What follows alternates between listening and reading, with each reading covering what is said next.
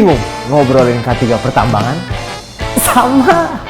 Makanya dengerin di podcast ala Beats bersama saya Ardi di Neta Treja. Netizen bertanya, trainer menjawab. Yaha!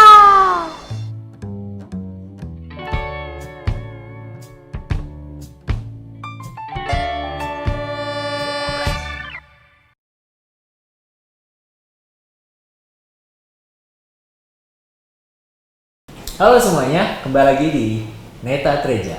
Netizen bertanya, trainer menjawab. Dan sekarang kita udah ada tamu kita, Bapak Aditono. Halo Pak. Halo. Halo Bapak. Waalaikumsalam warahmatullahi wabarakatuh. Apa kabar Pak? Kabar baik bro. Masya Allah. Sehat banget lagi ya Pak? Alhamdulillah sehat. Alhamdulillah. Habis minum kopi ya Pak ya? Kopinya enak nih. Oh iya, saya buat. Barista ya? Iya Pak, enggak tukang jamu. Gendong dong. Wih, ngopi gitu Pak. Pak, Pak Ato, gimana nih Pak? Lagi sibuk apa Pak? Sekarang Pak? Sekarang lagi sibuk kegiatan biasa, kegiatan kerja. Ya kita melakukan pelatihan. Ya. Kalau di rumah itu ya main sama keluarga, berkebun. Berkebun ya Pak ya? Berkebun. Banyak Pak kebunnya Pak? Enggak lah. Berapa? Ya sebesar 1 pot 2 pot aja. Wow. Saya dengar ada 12 itu Pak, 12 hektar di sana Pak. 12 pot iya. Oh. Jadi gini Pak Ato, ini kita ngobrol santai aja Pak. Jadi ada kawan-kawan kita Pak dari YouTube gitu Pak. Kita punya saudara YouTube Pak, Bapak harus subscribe. Oke. Nah, itu mereka tuh komentar Pak kita Pak. Mereka tuh nanyain Pak, gimana sih Pak kehidupan di tambang gitu Pak. Coba ya Pak ya, saya Ya, coba okay. ini ya Pak ya, apa namanya, bacain ya Pak ya salah satu. Nah, gitu Pak. Kok nggak bisa zoom out? Nah. Jadi ada yang nanya Pak, aku tuh males kayaknya kerja di tambang tuh gitu, karena mobil apa ya, bosenin, dan mobilnya tambang itu ya warnanya putih semua gitu kan. Dia nanya, emang mobil tambang itu putih karena memang dari pabrikannya gitu, maksudnya kenapa sih mobil tambang itu warnanya putih gitu Pak? Ini dari Farid Wele Pak. Coba Pak Wele ya. Wele Pak dia. Bagus namanya. Aneh-aneh Pak. Oke. Mobil tambang itu Iya. karena apa warnanya putih? Iya, kenapa warna putih? Kenapa nggak hijau gitu, kuning gitu kan Pak? Kenapa putih? Yang pertama itu karena ya kalau kita ikut peraturan perundangan, ya itu memang diwajibkan warna putih. Kenapa warna putih? Karena kalau warna putih itu warna putih itu lebih mudah dideteksi oleh semua mata manusia. Lebih mudah dideteksi. Lebih mudah dideteksi warna putih, ya, objek daripada warna-warna lainnya, kecuali warna putih dan warna kuning itu lebih mudah.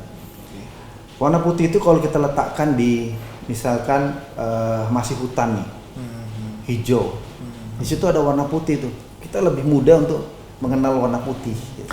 Kenapa emang ada di hutan-hutan Pak? Emang tambang masuk ke hutan ya Pak ya? Ya karena kan di tambang itu sebelum proses penambangan itu kan ada proses eksplorasi dulu gitu ya Pak? Eksplorasi, proses yang namanya apa, land clearing, gitu kan kita nebang pohon itu kan, pohon itu masih ada tuh. Iya.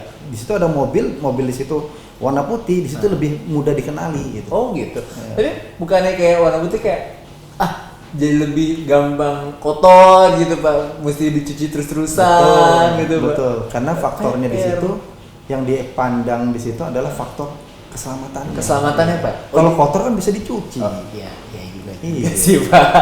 Makanya di tambang itu juga ya ada persediaan untuk wasped, itu pencucian motor tuh mobil, kendaraan itu ada gitu. Memang harus. Jadi kalau misalkan di hutan gitu Pak ya, jadi warna putih itu lebih mudah dikenali gitu. Jadi kayak oh ternyata misalkan saya lagi ngerjain penebangan pohon gitu, terus saya ngeliat 5 meter di sebelah saya itu masih ada putih-putih, ternyata ada mobil gitu. Betul. Jadi saya ngomongin dulu gitu ya Pak ya. Betul. Oh. Makanya yang warna putih itu tapi unitnya yang kategori unit kecil, bukan kategori unit heavy equipment ya. Jadi unit kecil oke, itu oke. ya seperti bus ya, kemudian manhole untuk pengangkutan karyawan. Jadi Elep Pak. helm, kemudian mobil double cabin yang tambang yang untuk karyawan itu semuanya putih. Namun untuk faktor keselamatan dia tidak hanya putih gitu. Dia harus ada faktor keselamatan lainnya yang mendukung itu. Apa saja? Jadi ditambah. Jadi di unit tersebut, nah coba bisa lihat boleh, nih. boleh. Nah, Sopan. sampel nih ya. Nah, jadi ini misalnya ini unit double cabin nih. Nah, ini kan dari pabrikan begini nih. Ya. Dari pabrikan, Nah, kemudian ya. ditambah ya, aksesoris lainnya seperti ditambah ada lampu rotari. Buka aja Pak, rotari itu Rotari gimana sih, Pak? dipasang di atas ini nih gitu. Rotari itu apa sih? Oh, lampu ya, Pak, lampu, ya? Yang lampu muter-muter gitu ya, Pak? putar tuh. Kayak polisi gitu, Pak, ya? Betul. Ah, Terus kemudian dia juga dilengkapi dengan bagi whip atau bendera bagi whip. yang Oh, tingginya itu harus 4 meter karena dia nanti akan berinteraksi dengan unit besar. Oh. Sehingga unit besar bisa Bisa melihat ya? Iya. Jadi dia misalnya kan unit besar itu kan ada daerah blind spot. Di mana dia dalam jarak tertentu dia tidak bisa melihat mobilnya, tapi yang dia nanti bisa melihat adalah benderanya itu. Gitu. Jadi walaupun saya lagi nyetir gitu ya, lagi nyetir ade gitu ya, walaupun saya kagak lihat mobilnya, Tiba-tiba minimal ada. tadi ngelihat ada bendera tuh Ah. ujungnya tuh. Ah. Wah, ini berarti ada unit. Oh, Ada oke, unit iya sih, LV iya, nih, iya, gitu. iya juga sih Pak, butuh banget sih. Terus habis itu apa lagi Pak biasanya Pak di mobil tambang Pak? Nanti ada biasanya ada bukan biasanya ya, karena memang persyaratan komisioning ya, unit layak masuk ke tambang itu dilengkapi dengan aksesoris seperti itu.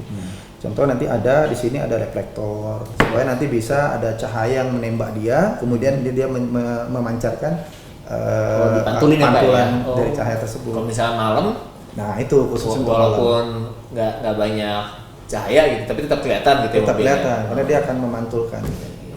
Kalau biasanya Pak ada tulisan nih Pak, di sini Pak di kanan kirinya tuh ada Oke. JKT strip 48. Itu tadi apa Pak? Itu idola saya. Ya biasanya. Ya, itu namanya gitu Pak. itu namanya nomor lambung. Lambung Pak. Nomor lambung.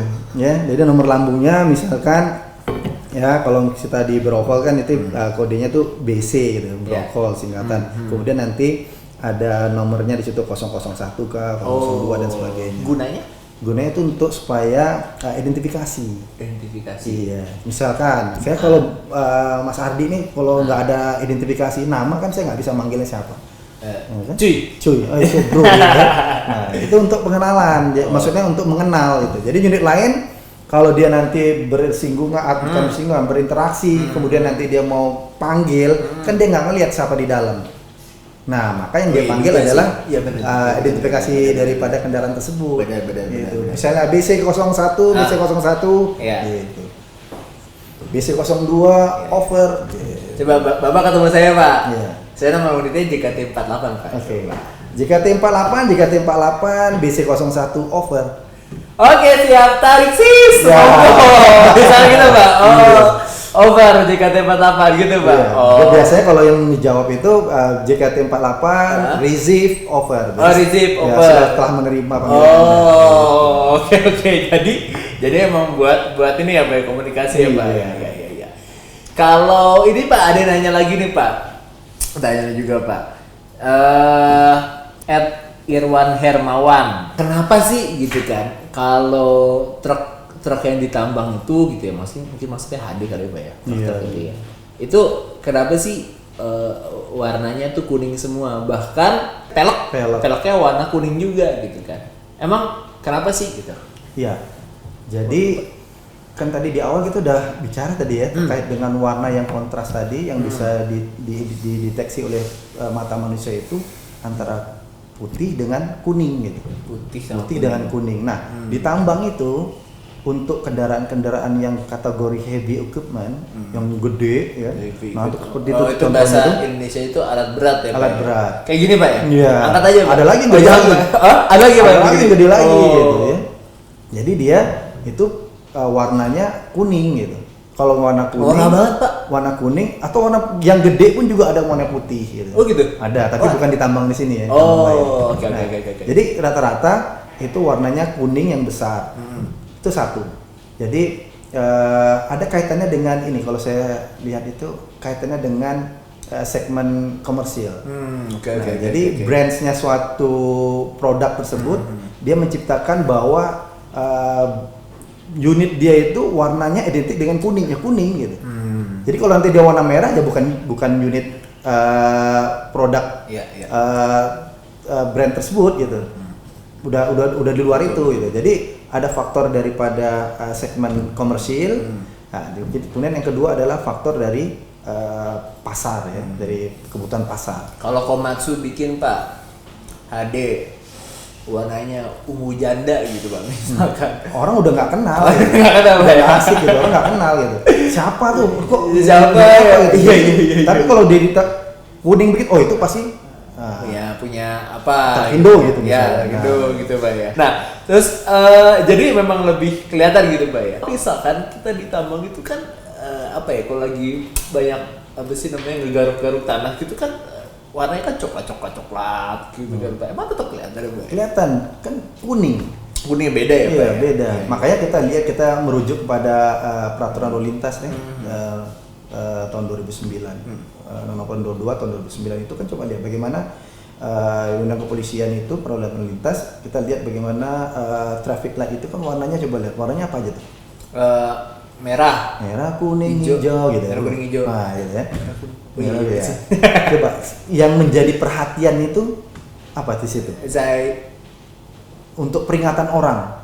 Ya, di situ kan kita bisa melihat warna kuningnya di situ. Iya.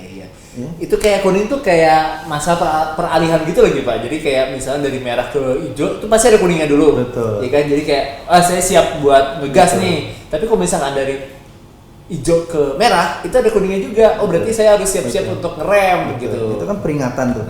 Bahkan kita juga lihat bagaimana peraturan tersebut dia mengatur tentang rambu, sign yang ada di jalan raya. Pasti dasarnya kuning. Ya, supaya untuk apa? Supaya biasanya itu yaitu mata manusia itu lebih mudah mendeteksi warna-warna putih dengan warna kuning. Gitu. Warna kuning itu juga menunjukkan cemerlang gitu nggak sih Pak? Kayak belakangnya Bapak ini. Asik. Bisa. Oh bisa Pak ya. Iya. Dia terlihat bagus. Simbol kebahagiaan. Gitu. Iya, simbol kebahagiaan, panjang umur. Coba lihat saya belakangnya warna apa Pak? Kosong. Agak ada warna apa Pak? Bagus banget ya. Saya juga pengen duduk di situ. Kayak rambut saya ini kan kontras dengan putih, kan ada putih. Oh iya. Jadi Bapak mau kemana pun gampang dikenali. Oke. Pak, ada lagi Pak, pertanyaan terakhir Pak dari Risma gaji besar. Wih, gaji. Wah, mantap nih, gua suka deh sama dia nih. Ini nih, apa namanya? Saya mau dong. Mau juga gitu kan. Misalkan nih, dia ngasih foto Pak. Nah, jadi kayak bayangan orang tentang enaknya jadi pekerja tambang. Nah, yang dilihat orang ini kan kayak sukses, gaji besar, kerjanya enak gitu kan. Tapi yang nggak dilihat orang tuh kayak gini, jauh dari keluarga, berangkat malam, pulang pagi gitu kan, stres kelamaan di site. Nah Pak, dari lihat kedua orang ini Pak gitu Pak, dari yang dilihat orang sama yang tidak dilihat orang, itu benar nggak sih Pak menurut Bapak? Sebagai Bapak kan udah lama nih Pak kerja di tambang Pak. Ya sebenarnya tergantung dari sudut pandang mana gitu. Ya. Kalau dia melihat dari sudut pandangnya yang kebetulan enaknya gitu, mungkin dia pernah ngelihat pekerja tambang balik ke tempat kampung, kemudian jalan-jalan ke mall dan sebagainya.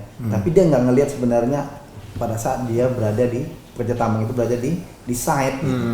Jadi dari sudut pandang yang berbeda gitu. Kalau dari sudut pandang yang begitu iya. Nah, tapi Risma sendiri itu gaji gede tuh. Hah? Kan tadi. Oh iya benar. Wah dia cuma ini aja Pak, cuma apa namanya? Cuma nanya aja dia. Ini kayaknya emang nih orang nggak serius nih nanyanya sebenarnya. Oke. Nah iya Pak. Ada benar ada tidaknya. Ada benar ada gaya. Ya, ada benar ada tidaknya. Karena tapi di balik gaji besar itu kan sebenarnya ya min plus lah. Ya ada timbal baliknya gitu. Toh dia juga ya pada saat dia pergi meninggalkan keluarganya itu, kita kan yang dilihat Ismail ini kan pada saat ngumpul saja, tapi pada saat dia berangkat Ismail itu nggak tahu tuh kalau dia itu udah sedih-sedihan aja tuh. Nah, tinggalin anaknya, istrinya. Rata-rata berapa sih Pak? Tahu Pak kalau misalnya tambang itu Pak? Sesuai tergantung dari level ya, level.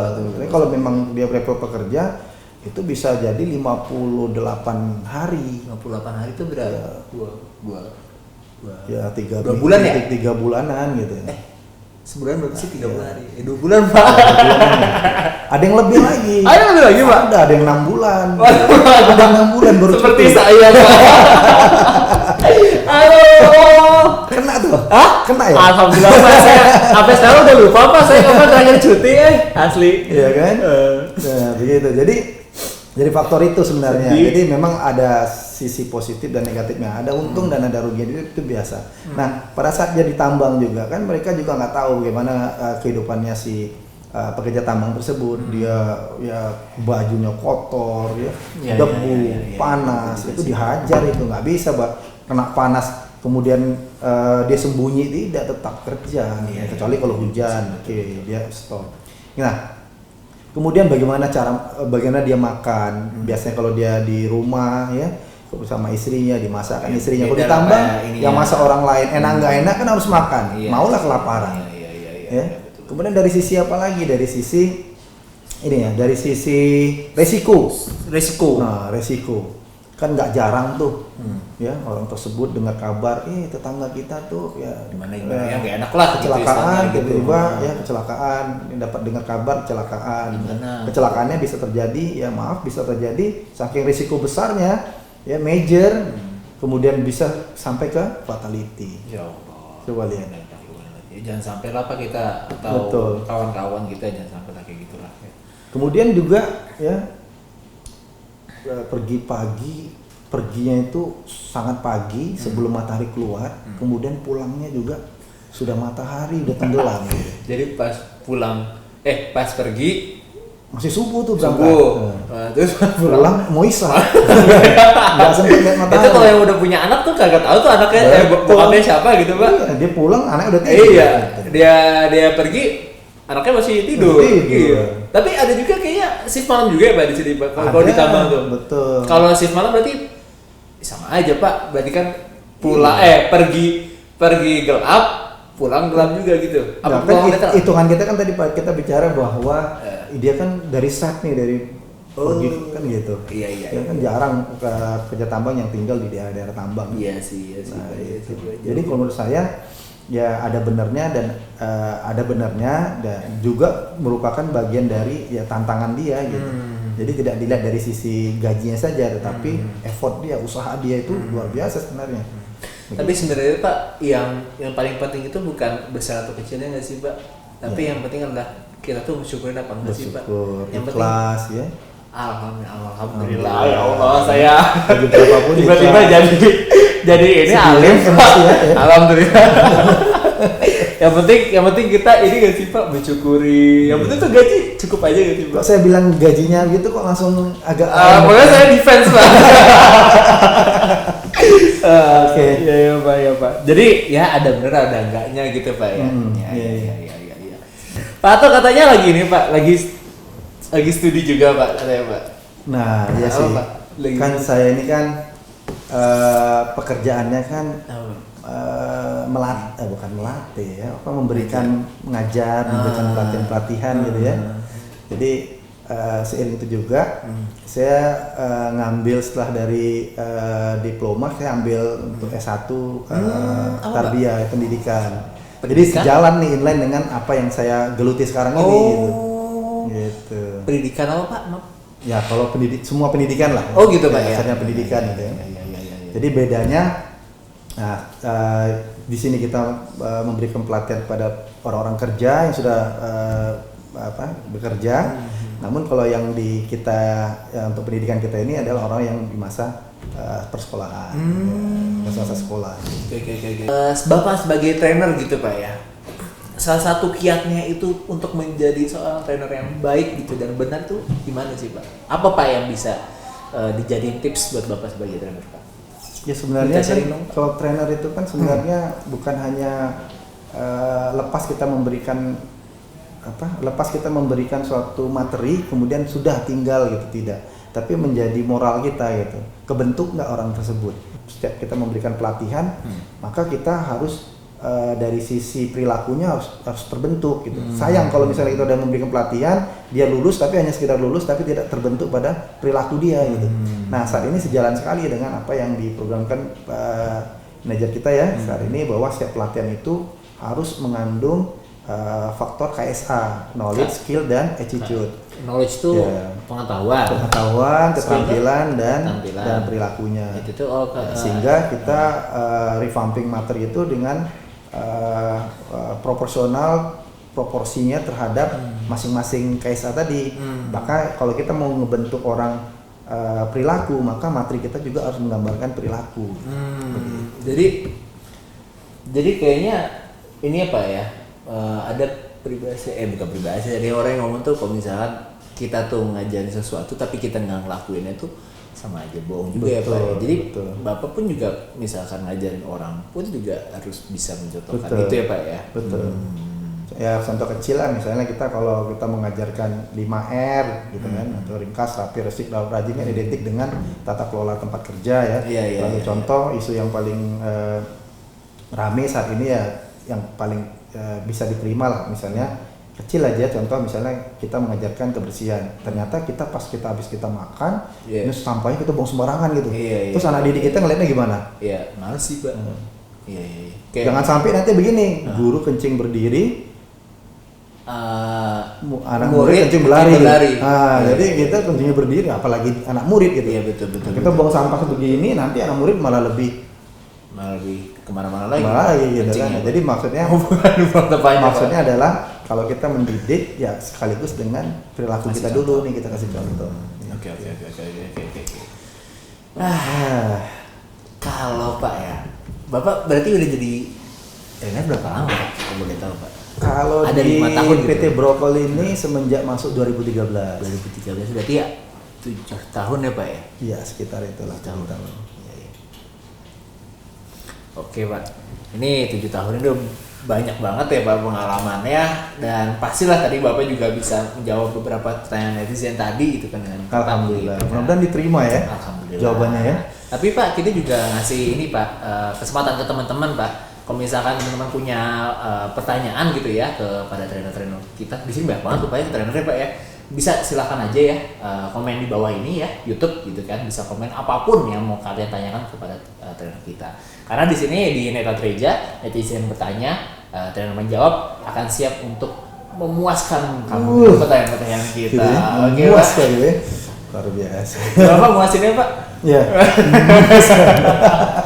Oke Pak, terima kasih banyak sudah hadir di sini. Sama-sama. Hati-hati Pak, nanti pulangnya tetap jaga kesehatan juga. Baik, terima kasih. Semoga kebunnya makin banyak, buahnya makin ranum gitu ya. Dan keluarga juga makin sehat. Siap, makasih. Ya Pak. Yuk. Sip. Oke, kita akhiri. Nanti saksikan di Netatreja episode selanjutnya. Jangan lupa untuk like, komen, dan subscribe di channel kita di Sintesis. Oke, dadah. Netatreja, netizen bertanya, trainer menjawab.